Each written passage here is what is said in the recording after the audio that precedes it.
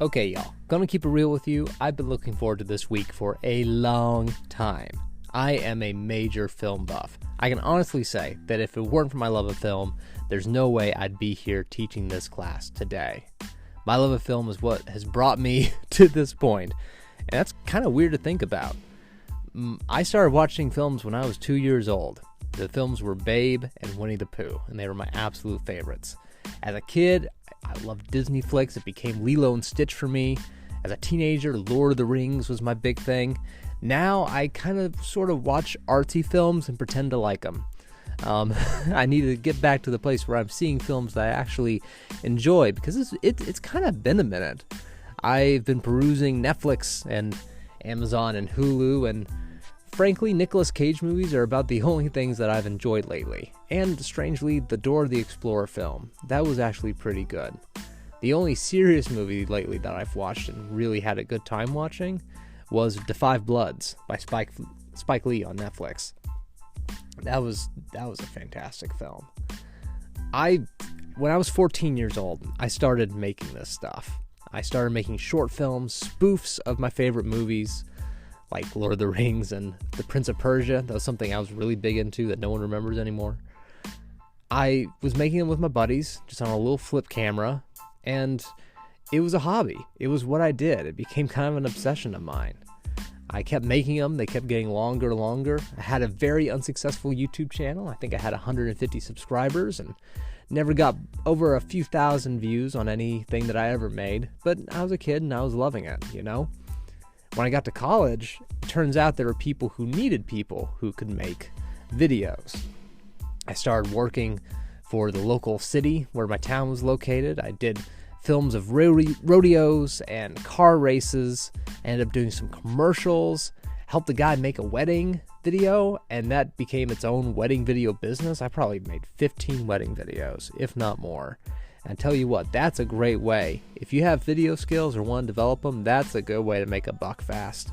Tell you what, I used to make $1,000 a pop on those things. It's a good way to make money, an excellent business. But wedding videos are hard and they're repetitive. So if you want to get into that business, talk to me. I'll tell you all about it. But I tell you what, I don't want to be in it anymore myself. Eventually, I moved on to documentaries. Now I make things for museums and schools, but it's a far cry from the types of things that I wanted to make as a kid. It's not the Lord of the Rings. It's not, these grand epic films that are dramatic and have actors in them. It's smaller stuff. It's stuff that's a little more grounded in the reality of what I'm able to produce by myself. I don't need a whole lot of help to make a documentary. My wife Amber tends to help me out a bunch with those, but I don't need a huge crew to make them. It's interesting where video has come over time. It used to be like polo. It used to be a rich person's game. Now it's a little more like golf. It still costs money to do, but it's a little bit easier to get involved, to do stuff for yourself.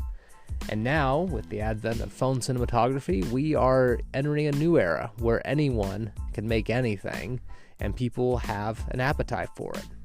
The success of places like YouTube and TikTok, to say nothing of the streaming giants right now, is incredible. This whole industry is reshaping itself. So today, I want to focus on a couple things that I'm able to talk to you all about. I want to talk to you about the business of video, or the business of film rather, I should say, in terms of the streaming and the theatrical side of things, budgeting, all that sort of good stuff, because I'm a total box office nerd. And I could probably tell you any film that you listed in the last 3 years, I could probably tell you whether it was financially successful or not. And then I'm going to talk about cinematography, which is the thing about filmmaking that I really love. There's so much artistry that goes into a shot in a film. It just blows my mind. So that's what we're going to talk about today. But I want you to be thinking about how you play into this. Whether you're interested in being a sports reporter, whether you're actually interested in making films or being into radio, this subject is one that impacts all of us because at some point or another we watch films. We're all involved in this industry. This industry builds our culture in a lot of ways. The things that happen in movies become things that we say to our friends, things that we see reflected in advertising and in art. Movies have such a massive influence on culture. So when we talk about how they're built, we're really talking in a lot of ways about how culture is built. Think again about the first movie you ever saw. Think about your favorite movie. Think about the movies that you've seen in the past couple months. These are things that have become a part of us. It's fascinating, and I love thinking and talking about it. We're on movies for 2 weeks because movies is a big topic, but today, that's what we're doing. We're talking about cinematography and the business side of filmmaking.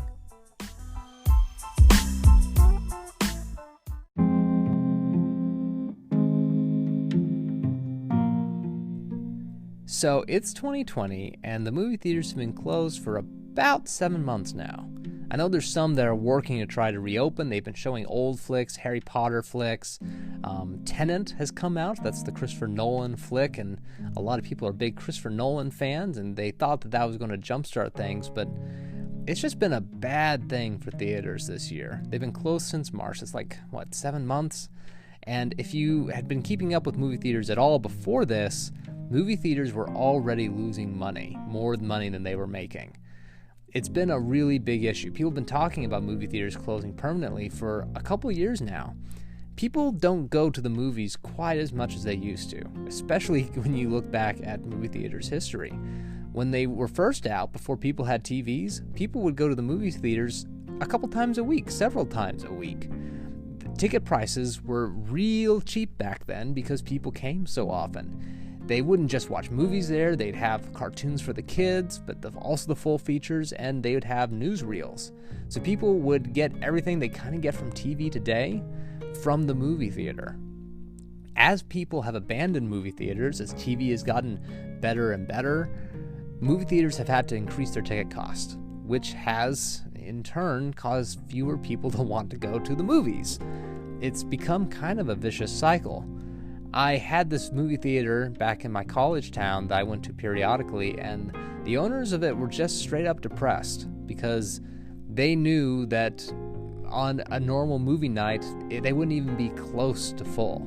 They might be able to fill up a movie theater screen when a new Star Wars movie or a new Marvel movie came out, but anything shy of that, they were struggling to get by.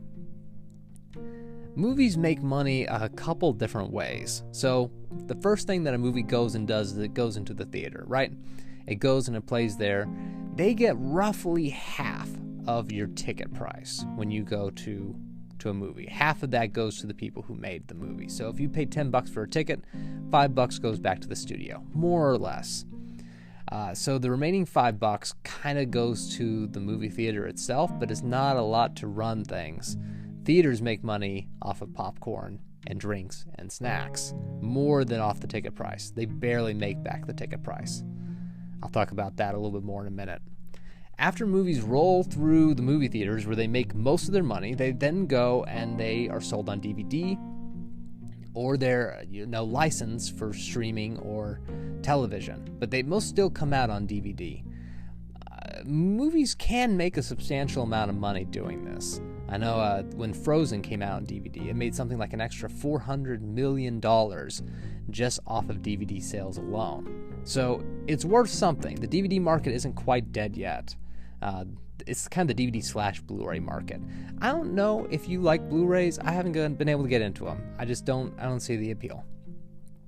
So in addition to going out like that, then movies go and they play on television. And there's a little bit of a kickback in terms of money that the television company pays to the movie studio in order to play that film. So there's a number of ways for movies to make money, but budgets are massive.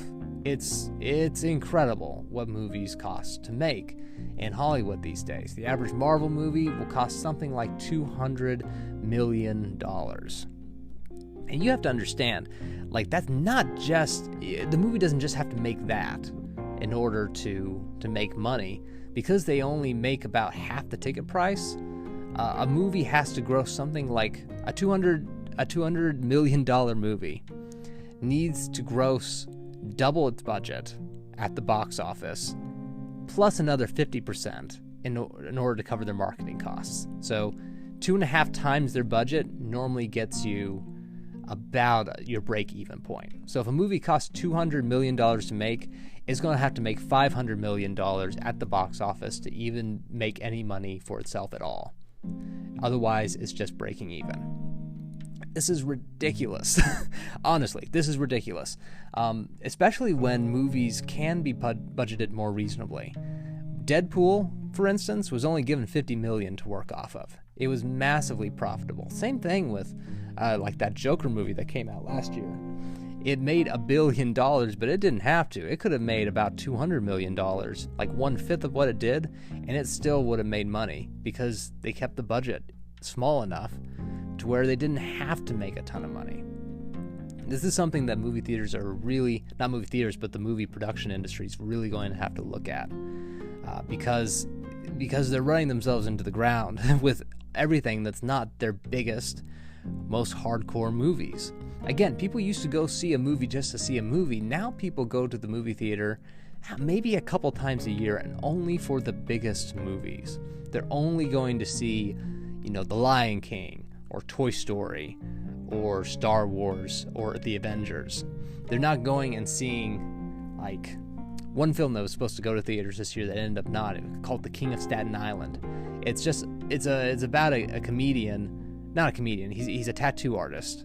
He's played by a comedian, excuse me.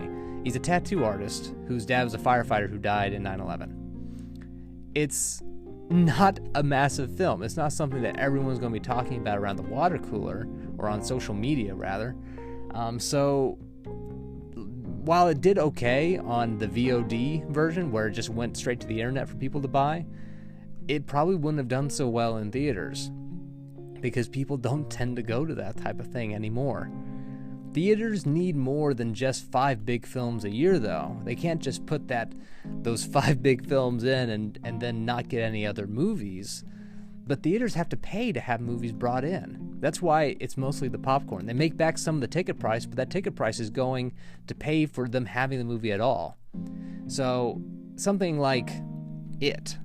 I remember talking to the gal who owned the theater that I went to a lot about that movie. They had to pay something like a couple $1,000s just to have It at their theater.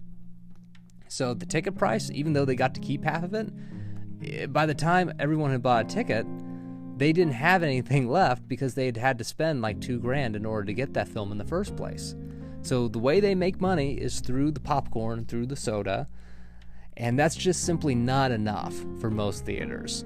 There's a lot of theaters around the country that are looking at bankruptcy right now. And it's possible that movie producers like Disney and Universal may look into buying movie theaters. There used to be a law against that, but that's changing now. Streaming sites make money in a completely different way, obviously. They make it through a monthly payment, which means that each individual thing that they make doesn't have to make money as long as their subscribers overall are increasing. So Netflix puts out a ton of unique content each year. They put out docs, they put out full movies, they put out TV shows, and as long as they're making enough from their subscribers to justify making those things, it doesn't matter if one thing is just super popular and all the rest aren't. Stranger Things made Netflix a ton of money.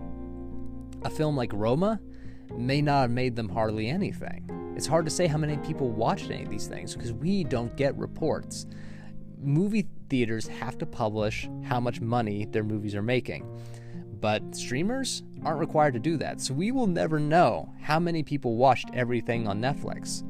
All we have to know is that Netflix keeps plugging away. It's a different way to make money. It's kind of strange, but we're seeing it become more and more popular. More streaming sites have been created than ever, and that's going to produce an interesting problem for viewers. Which streamer are you going to go with?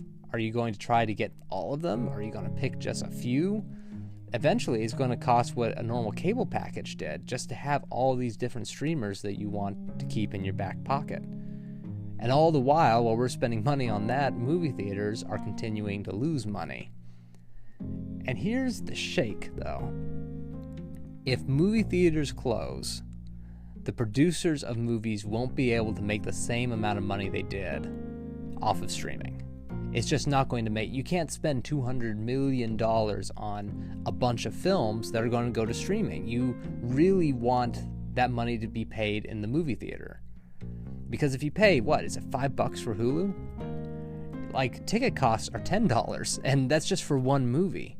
So the people who make movies make a lot of their money off the movie theaters. If they close, the way people make movies is going to have to completely change. This was a deep dive, and I hope I didn't lose any of you. Next up, we're going to talk about how a movie actually gets made, from the whole process from screenplay through to the distribution.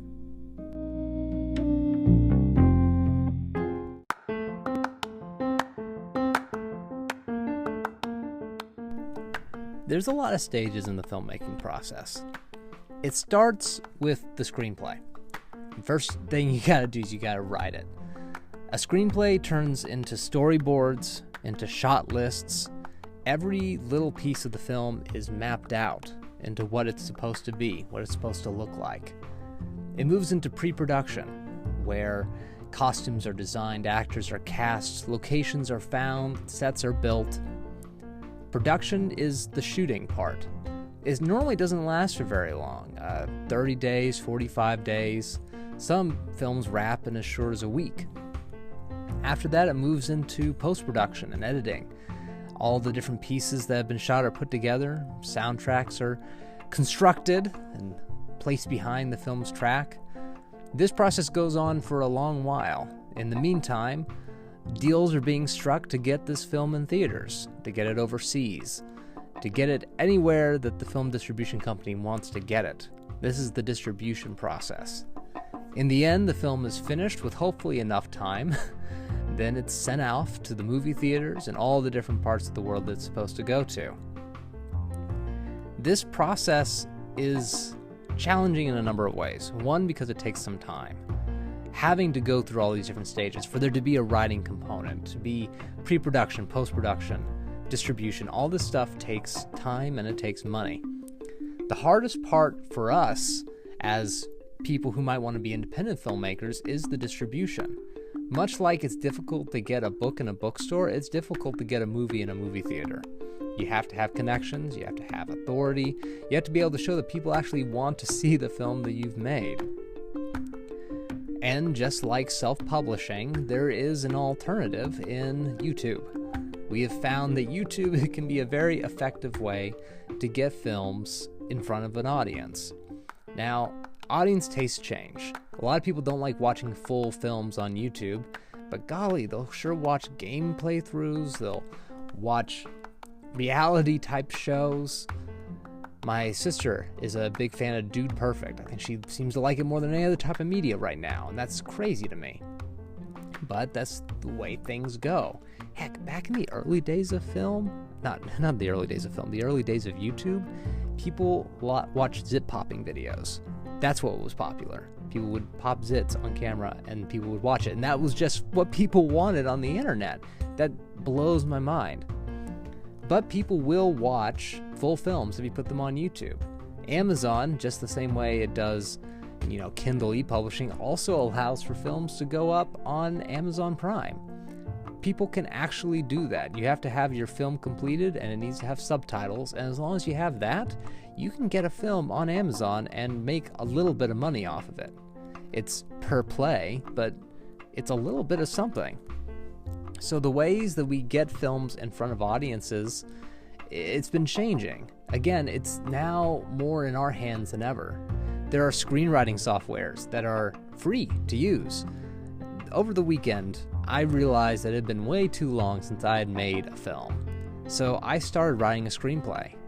I had started using a screenplay program that I've never used before. It's called Studio Binder. And again, completely free. Has all the formatting for screenplays that I can need. It has places for me to build out. I mentioned a shot list earlier. Let me tell you what a shot list is. Every time the camera cuts in a film, that's a shot, right? For as long as the camera is running in one position, that is a single shot. And what I like to do in production, what a lot of people do, is I write out the description of what that shot should look like. I talk about what colors and light and how long and what should happen in the screenplay during this shot. All that detail goes into a shot list. It helps me be organized, because when you have actors and camera people working on a film, you have to be organized. You have to know what shot comes next. It's difficult once things get bigger and more complicated to play it by ear. The last big film production I worked on was, that wasn't a documentary. The last big thing I worked on was a sci-fi short film about 45 minutes long called Alone Plural. And I cast this film myself. I wrote it, worked for a couple months on this screenplay, and then I went through and I mapped out every single shot that was in thing, hundreds and hundreds of shots. I figured out the colors and the camera lenses that I wanted to use. I brought in people who could work microphones for me. I ran the camera myself. And we went to all these crazy locations. We were in an abandoned movie theater in Sayre, Oklahoma. We were in the mountainous region down south in kind of southern Oklahoma. It's the Quartz Mountain region. We went to all these places and we shot all these things, but the film ended up not working on the edit. I got nearly finished by the edit when I realized, dadgum, this thing is boring. It's not going to work. I've been tempted ever since to finish it, to really just go through and put the final few touches on it so I can watch it all the way through. After all that work, all the months it went into, I probably worked on this thing for a year, but I haven't yet. And that's the reality of some productions that you may find yourself doing, projects that you may throw yourself into, but don't worry about it. Every time we try something new, we learn something. Every time we fail, we learn probably more than we would if we succeeded. If it weren't for the numerous things that I tried that were too big for me, that were too ambitious for me, I wouldn't have done the projects that I have today. The documentary projects, the commercial projects, the things that have helped me make a little extra money and have honestly led to me getting this job here. I wouldn't have been able to do those if I hadn't failed. So when you're doing projects of any kind, whether you're putting together a music album, a podcast, or a film, don't be disheartened by your failures. Embrace them, finish them if you can, get up, and keep going. Film equipment can be expensive, but each one of us has a phone. This week, we're going to use our phones, and we're going to make a little something. For those of us who have never done this before, this will be our first start into making film. Maybe you'll want to keep on a journey, maybe you won't, but these skills will be worth it, and I think we're going to have a lot of fun. Before I describe what this project is, though, I need to talk about the basic language of film. It's called cinematography, and it's my favorite thing in all of the film world. It's my favorite form of media. So I'm going to nerd out about that for a few minutes, and I hope you enjoy it.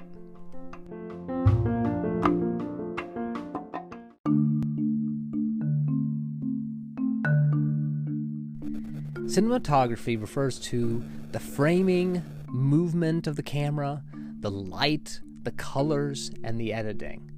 Cinematography is everything that you can do with the camera to speak to your audience. It's almost its own language, because there are things that you can do with the camera that will tell the audience certain things that they need to know. So, for instance, if you position a camera looking straight into someone's eyes, they will perceive that person as fairly trustworthy. Now, if you pull the camera down to where you're looking up at the person, if the camera's looking up towards that person from a lower position, they will perceive that person as being powerful. Oftentimes, people making films will shoot their villains like that, so that the villain seems powerful and hard to beat. This is just one example of things that we can do. When we pull the camera way far back to where the character is just kind of tiny in the frame, that makes that character feel small, powerless, far away. If you put a character in the dead center of the frame, that character will be perceived as important. If you move them over to the left, they'll be perceived as struggling a little bit, if it's all the way to one corner of the frame. We're seeing all this stuff in films right now. We see this language. It's a constantly developing language because the more you do of it, the more it's used, the more common it becomes. So I want to talk about 4 distinct elements. The first is framing, the second is light, the third is color, and the fourth is editing. Framing means what can you see when you look at the TV screen, and why are the things in that screen in the position that they are. So what I was talking about just a second ago with, are they all the way over to the left? Are they in the middle? Is it far away? Is it very close up? That's the framing. Framing is one of the most fun things in the world. I love getting close-ups on things.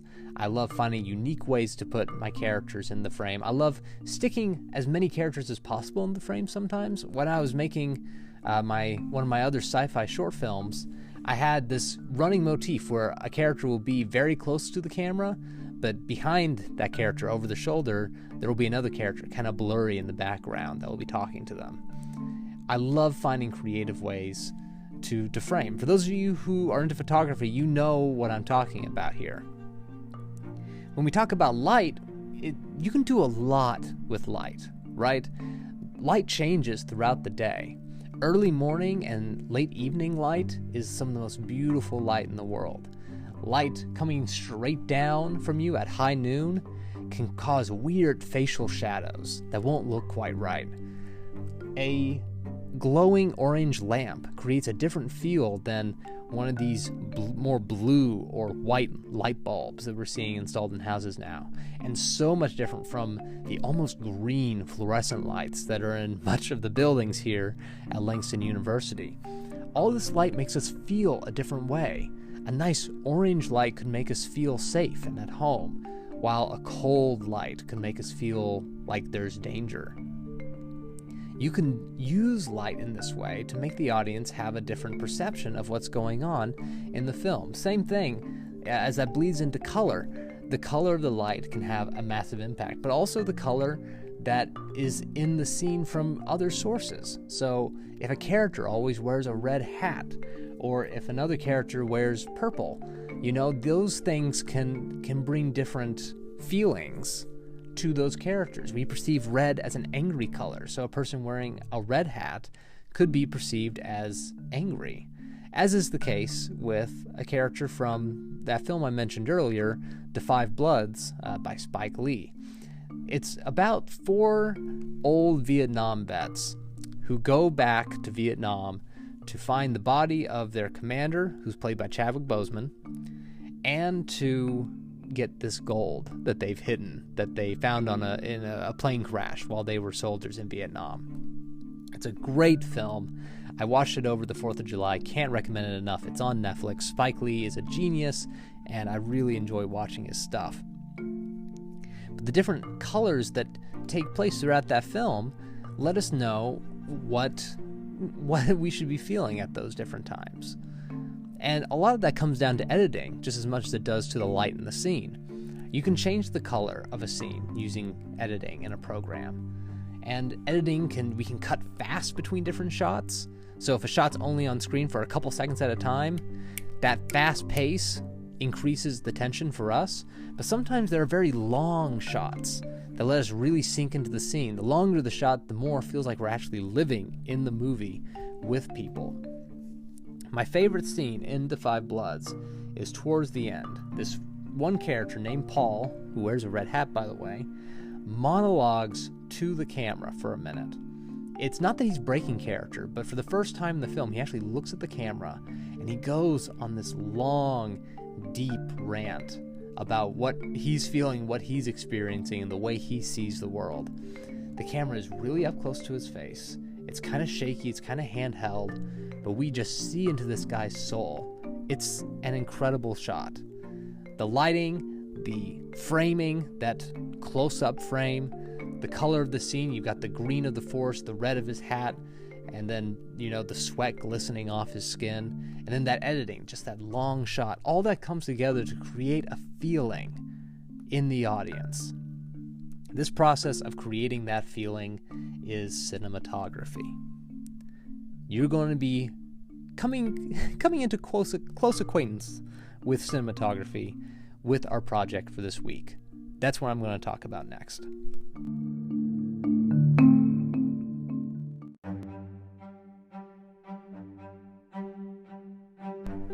This week's assignment is a doozy.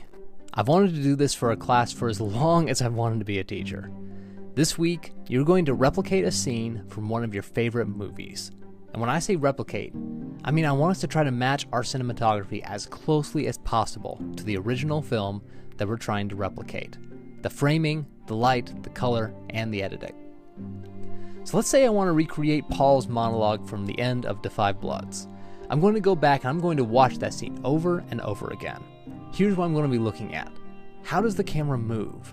How close to Paul's face does it get? What does the light look like? What color is it? What direction is it coming from? What other colors exist in the scene, and how can I pull those in? How long does each shot last? In the case of Paul's monologue, it's one long handheld shot, but if I wanted to do a scene with lots of different shots, I want to time mine exactly how the original director did. So I'm matching the camera framing, the lighting, the color, and the editing, doing all of that. Now I get it, we don't have Hollywood film studios. Heck, right now it may even be hard to get other people to work with us. Please don't do anything that forces you within the 6-foot social distance, and keep to groups of less than 10 for these projects. You may have to choose scenes with not so many actors in order to do this. And given that we only have so much control of our locations, it would be great if you could find a location that matches the one in the film, but anything on campus will do. If I were shooting Paul's monologue, I'd try to find some bushes or trees that could sort of look like the Vietnamese jungle. I'd do my best and not worry too hard about that one. Why is it worthwhile to copy someone else's work? It's the same reason artists in beginning art classes try to replicate classic portraits like the Mona Lisa. They expand our skill set. By copying, we can start to see how great things were made. This expands our understanding of how things are done and puts tools in our tool belts. Obviously, I'm not going to steal Paul's monologue from my own work, but golly, I might want someday to have a character monologue directly to the camera like that. Spike Lee didn't invent this technique. No one has a copyright on specific camera angles. These are artists' brushstrokes, and by learning them, we can add depth to our own art. Plus, I gotta know this is going to be a fun time. So, some questions I know you're going to ask. Can you pick something from any movie? Absolutely. As long as the scene itself is not inappropriate in any sexual way, you can pick anything. What about music? It's pretty easy to find soundtracks from movies on YouTube, and you can work some of that in. That can bring your piece up even more. If you have the ambition to bring in the original soundtrack, go for it, but it's not required. You'll have to find a way to get your hands on the MP3s of the music, and that may be challenging to do now that most music is streamed. So don't worry about music unless you just really want to. How long does it need to be? I'm going to say a minimum of 2 minutes long. That's going to be more challenging than you probably think. Because of that, I'm going to extend the deadline for this particular piece. This week is the movie project. Next week, we have no project, just a midterm exam. So if you need 2 weeks instead of 1 to get this done, the deadline will be the same deadline for that midterm exam, the end of next week. In going and doing all this, it's going to be pretty easy to match the camera framing, I think. You're just going to use your phone or whatever camera you have access to and try to make it look on your little camera screen the same way it looked in the film. Lighting, that can be challenging. You're going to want to experiment. I have a big kind of lamp in my room that I kind of use as a spotlight when I'm doing photography. I like moving into different positions to see how light looks at different angles. You may want to experiment with some of that when you're doing your own scenes. Editing you can time just going back and looking at the scene. And for colors is mostly going to come through in the editing and in the costume design. If a character is wearing something particular in a scene, try to match what they're wearing. If you feel like the color mattered in that scene, did that color mean something for these characters? Are there other colors in the scene that matter? That's the stuff that you're going to want to look into. Now, I mentioned this midterm. I know some of you are going to be nervous about that. Please don't be. As long as you've been tuning in for these podcasts and at least glancing at the textbook periodically, you have all the information you need. The questions will be very similar to those in the discussion boards. Write your answers with as much detail as possible. You can absolutely use your textbook or the internet as a resource for answering the questions. These won't be true or false or multiple choice questions. They'll ask you to apply what you've learned from doing these projects in the first half of the semester, and I'll be reading to see that they make sense given what we've talked about. That's a conversation we'll continue next week. In the meantime, start flipping back through your DVD collection or your streaming library to see what movie scene you want to copy. There are so many softwares to choose from for editing that it's not even funny. I'm going to make only one recommendation, that you may absolutely use any software you like. This is a phone app called InShot. It's simple, it's free, it's got good features, it works for both Android and iPhone, and we'll talk about it in the tutorial on Thursday. In the meantime, I recommend downloading it and playing it, just playing with it a little bit. If you have any questions, know that I'll be able to answer them Thursday, or, as always, through email or Remind. You all are really killing it this semester. I'm proud of you. I hope that you enjoy this assignment. I've been so pumped about this. Let me know if you have any questions. I'll talk with you all again real soon.